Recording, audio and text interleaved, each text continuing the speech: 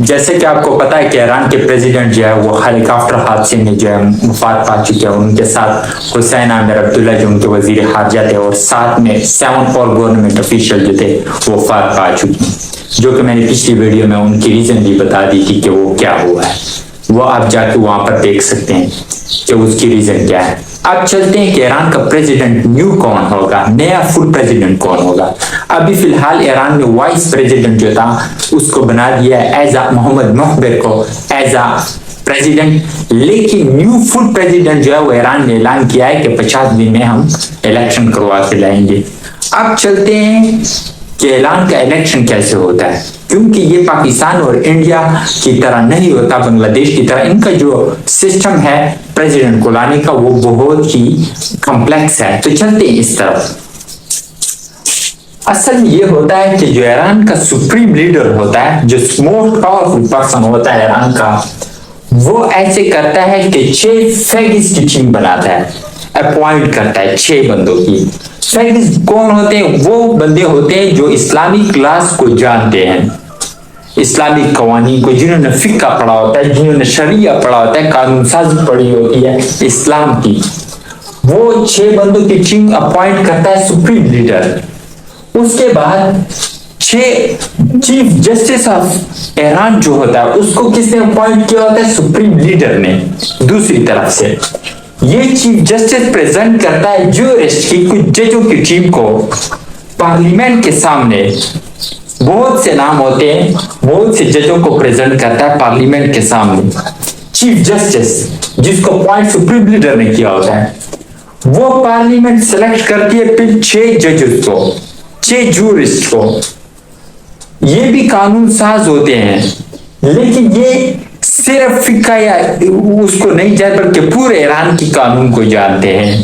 उस तरफ से सुप्रीम लीडर ने 6 फैगिस को, जो कि इस्लामिक स्कॉलर होते हैं, इस्लामिक कवानीन को जानते हैं, सिलेक्ट किया होता है।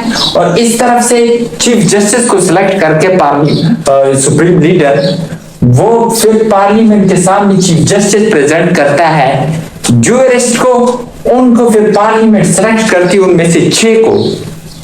वो 6 और ये 6 फैक्ट्स जिनको डायरेक्ट सुप्रीम लीडर ने अपॉइंट किया होता है, ये एक टीम बनाते हैं 12 मेंबर पे मुश्तमिल।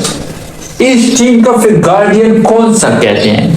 अब समझ आ रही है आपको कि सिस्टम कितना बैलेंस किया जा रहा है कि एक तरफ से सुप्रीम लीडर जो 6 फैगिस जो इस्लामिक स्कॉलर होते हैं, जो शरिया और इस्लामिक कवानीन को जानते हैं, फिक्र को, उनको सिलेक्ट करके आते हैं गार्डियन मेंबर बनने के लिए गार्डियन काउंसिल में।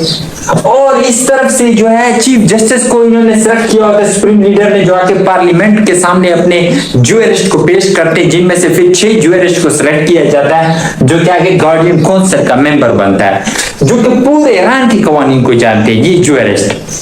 और उस तरफ से जो कि सिर्फ इस्लामिक कवानीन को जानते हैं 6 फैगिस इस्लामिक स्कॉलर होते हैं। तो ये पूरा सिस्टम कितना बैलेंस किया जा रहा है कि इस्लामिक कवानीन को भी तहफ़्फ़ुज़ हासिल हो और जो माइनॉरिटीज हो उनको भी तहफ़्फ़ुज़ हासिल हो, रिग्रेट ना हो कि इस तरफ से 6 ज्यूरिस्ट जो पूरे ईरान के कवानीन को जानते हैं, माइनॉरिटीज को जानते हैं, वो उस तरफ से सिलेक्ट किए जाते हैं 6। तो 6 और 6 की मेंबरशिप बनती है, माइनॉरिटीज को भी तहफ़्फ़ुज़ हासिल और इस्लामिक सुवारा को भी तहफ़्फ़ुज़ हासिल। गार्डियन काउंसिल इसके पास फिर एख्तियारात होते हैं कि ये आगे अप्रूव करे या डिनाई करे, जो प्रेसिडेंट के लिए या फिर पार्लियामेंट के लिए नाम देते हैं अपने, जो भी बंदा होता है ईरान का जो नाम देता है अपना पार्लियामेंट के लिए उम्मीदवार के तौर पर या प्रेसिडेंट के उम्मीदवार के तौर पर, उसको फिर गार्डियन काउंसिल 12 मेंबर्स की टीम जो है देखती है कि आगे किसको रन करना होगा और किसको हम डिनाई करेंगे कि आप नहीं लड़ सकते इलेक्शन। वो इनका फिर अपना एक रूल होता है, उस पर ये नाम देते हैं आगे, वरना आपके नाम को खारिज कर देते हैं। फिर जो है प्रेसिडेंट का जब नाम नॉमिनेट्स हो जाते हैं और पार्लियामेंटेरियन के नाम जब नॉमिनेट्स हो जाते हैं तो इनका इलेक्शन होता है, जो आगे फिर वोटर डिसाइड करते हैं, ईरान की अवाम डिसाइड करती है कि कौन प्रेसिडेंट बनेगा।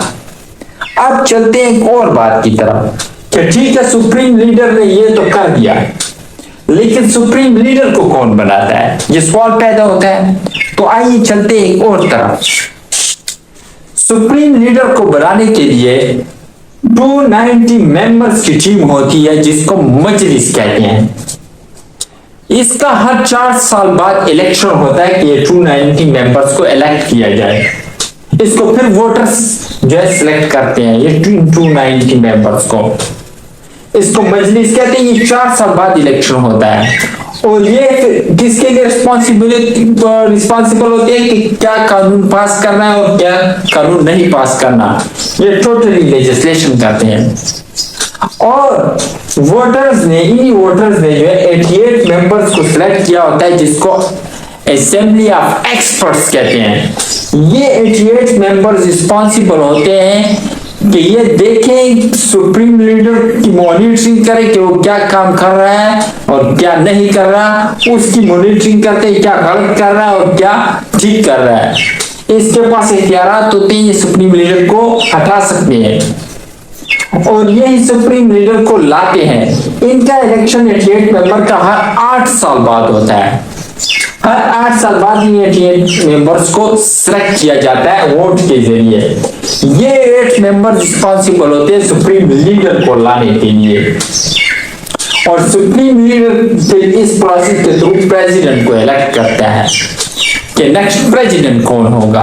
वो मैंने आपको पहले प्रोसेस बता दिया। तो ये एक पूरा साइकिल सिस्टम है। अगर कोई बायोलॉजी का स्टूडेंट होगा वो नाइट्रोजन साइकिल या कार्बन साइकिल को समझता होगा तो ईरान की इलेक्शन सिस्टम को समझना उसके लिए कोई मुश्किल नहीं होगा। और एक और बात, यही चीफ फेगिस ये आगे किन को बनाएंगे, सिलेक्ट करेंगे उन लोगों को जो कि इस्लामिक कवानीन पर पूरा उतरते हो। और यही वजह है चीफ फेगिस की कि ईरान अपने किसी भी नुकसान को नहीं देखता कि इस बात में हमें कितनी नुकसान होगी, बल्कि पूरी दुनिया में मुस्लिम कम्युनिटीज को डिफेंड करता है। अगर आप फलस्तीन और इसराइल में देख रहे फलस्तीन को कैसे डिफेंड कर रहा है, अपने ऊपर जितने सैंक्शन लगाने थे लगा लिए अमेरिका ने इन पर, लेकिन फिर भी ईरान पीछे नहीं हट रहा। वो इन चीफ फेगिस की वजह से, ये जो चीफ फिक्के वाले होते हैं ये फिर आगे जाकर पार्लियामेंटेरियन और प्रेसिडेंशियल कैंडिडेट को सिलेक्ट करते हैं। शुक्रिया।